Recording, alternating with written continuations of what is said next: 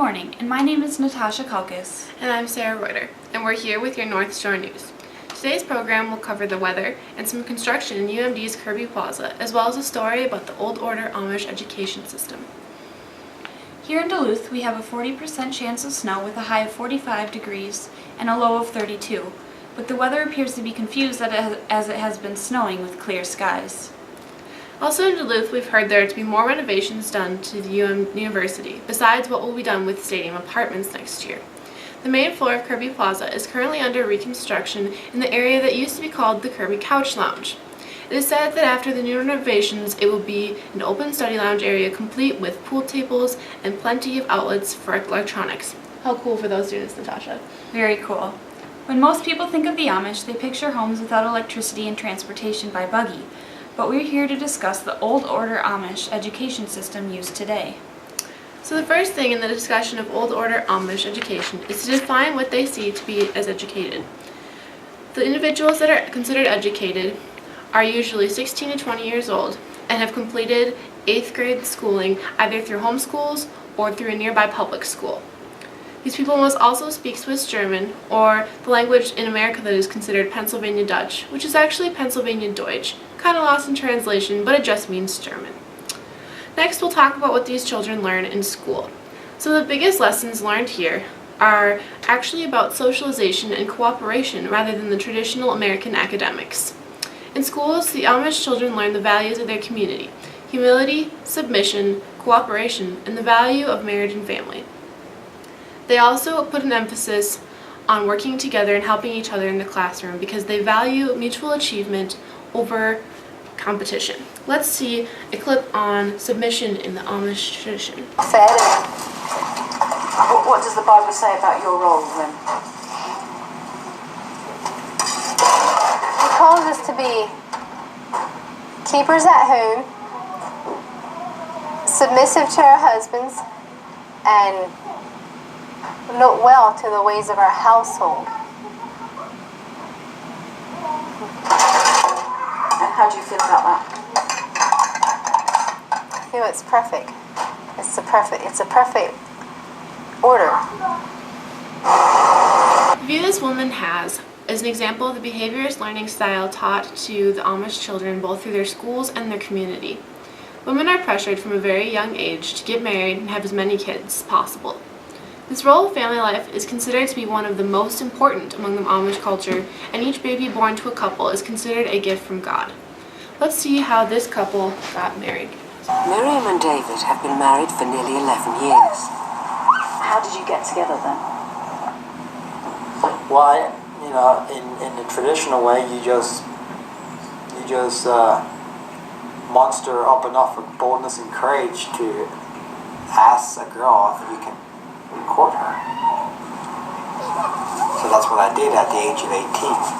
So we had a year and a half of courtship then. We were married. And that was a blessed year and a half.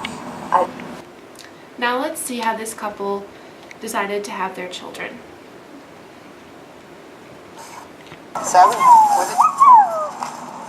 What is your approach to the number of children you have? To me, I don't have a goal. Are your children planned? We just rejoice when God gives us another child. There is no planning on our part. I'm not even sure what the definition of plan is, but I think I know what you're talking about. Or contraception? Yeah. Right, controlled. Yeah. No, there is no planning. No. For me, I think Miriam thinks about children more than I do. For me, I'm so busy with the ones that he has given us. When he gives us another one, I'm rejoicing, but I'm not really thinking we should have another one, because how could I be one-on-one if we'd have 10 instead of 5 or 4? But God he doesn't make mistakes, so I'm sure there is a way. Happy is a man that has his quiver full of them. I think a quiver of arrows is 12 arrows. Am I right? I think so. And happy is a man that has 12 of them. Is that how many you would like? Would you like 12 children? Well, I can't quite see it possible anymore. I'm 32, and I've had 4. I need a couple sets of twins maybe to be able to make 12. But I always thought a family of 10 would be ideal. Another example of how Amish children are taught through behavioralism is through the presence of the Ordnung. If this code of rules is ever broken, the individual is first asked not to continue this behavior, and if they don't stop, they will be excommunicated or shunned from the community. Idealism is a concept in the education system that is present as well, and that literature is heavily used, and exemplars are looked upon, such as Jesus. However, there is no critical thinking going on in the education. According to Breitbart and Swiniarski, essentialism is described as the belief that there is only one way of going about an education. Essentialism is exercised greatly in Amish education because they believe there is one path, using only the Old Testament as the backbone. All work relates to the Bible, and that is the best way of going about their education. Equality is also seen in a sense that children have God's blessing, and no one is more special than another. They all have the same tasks to complete during school, and there is no special treatment for those who excel. The curriculum is very much teacher-centered in the fact that teachers are in charge and the children are expected to obey and treat their teachers as role models. Kids are never to decide what's being taught and are never given time to state their own opinions. The school is typically run by educated Amish women who have gone through the Amish education system themselves, which is 8 years of 8-month-long grades. The entire school system is taught in a very factual manner. No opinions, critical thinking, or abstract thoughts are used. The Bible is considered to have all answers, and scripture reading and recitation of the Lord's Prayer opens each day, but religion isn't formally taught in the school. Overall, the curriculum includes arithmetic, reading, spelling, grammar, penmanship, history, and some geography. However, no science or sex education is taught. So how did they come to be this way? Well, as Natasha said, they view the teachers as their role model. The children are expected to respect their teachers. They do not ask questions, and neither do the parents. So when there are bad grades and such, the parents do not come in upset at the teacher. That is up to the child to do well in school. The teachers themselves are expected to use their life experiences to communicate the big ideas and the expectations to the children. The parents also play a big part in the children's education, as they are part of the janitorial staff in any little small Amish community schools. They also are on school boards. However, there are no principals, no superintendents, and no PTAs.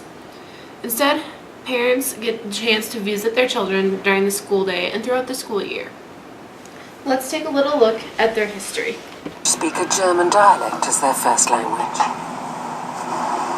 They came originally from Europe in the early 1700s, settling first here in Pennsylvania.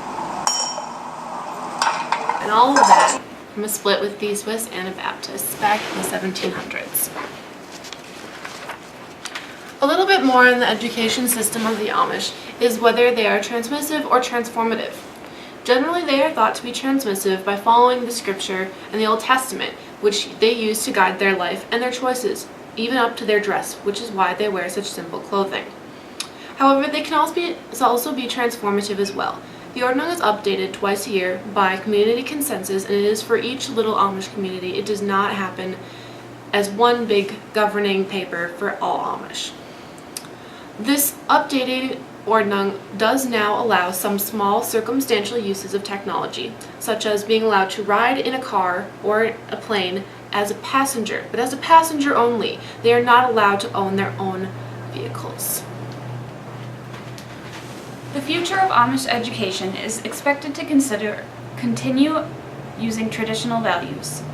Some overt messages to be taken are going to be to not conform to society and the media, to stay with tradition and using that as their guidelines for all things in life, and as well as the Bible and all things that it explains.